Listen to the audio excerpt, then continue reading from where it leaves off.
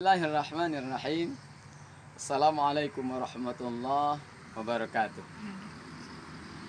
Innal hamdalillah, sungguhnya segala puja dan puji itu hanyalah milik Allah. Allahu rabbuna wa rabbukum. Allah Tuhan kita dan sudah pasti Tuhan mereka semua.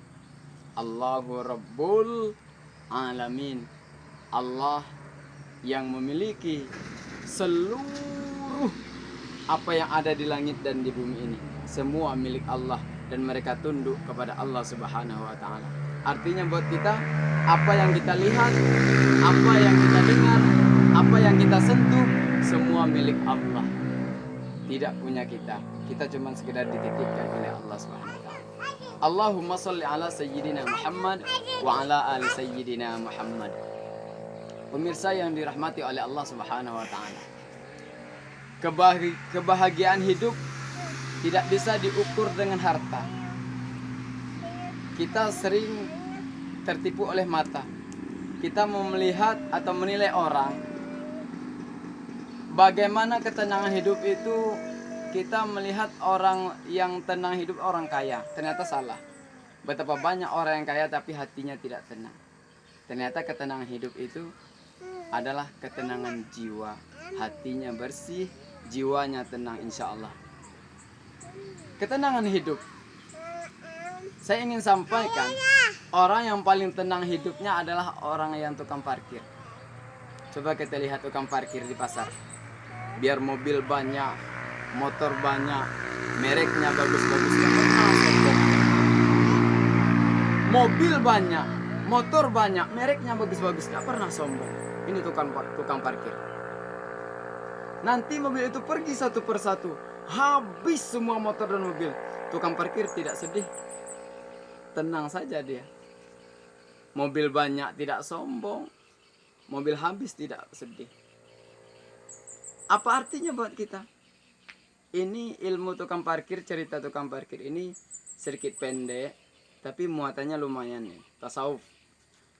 Artinya, tukang parkir ini tidak merasa memiliki, tapi merasa dititipi.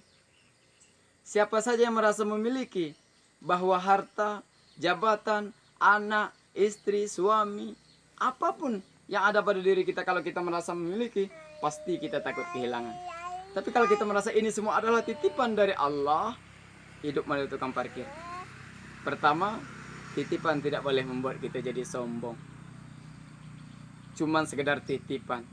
Ilmu titipan Allah, harta titipan Allah, wajah titipan Allah, semua yang ada pada diri kita titipan Allah, bukan punya kita.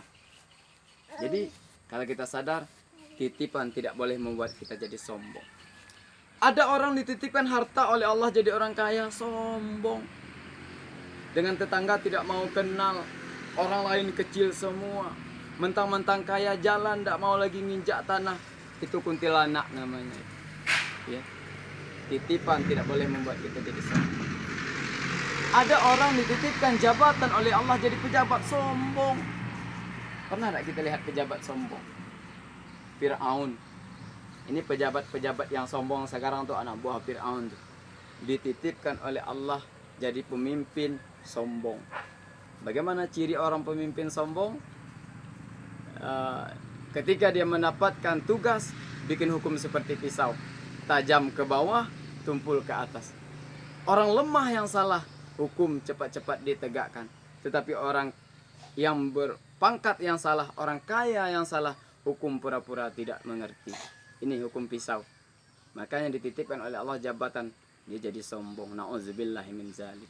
Ini ilmu tukang parkir yang perlu kita ambil. Yang perlu kita ambil pelajaran, titipan tidak boleh membuat kita jadi sombong. Yang kedua, ilmu tukang parkir, titipan harus dijaga dengan baik. Namanya juga titipan.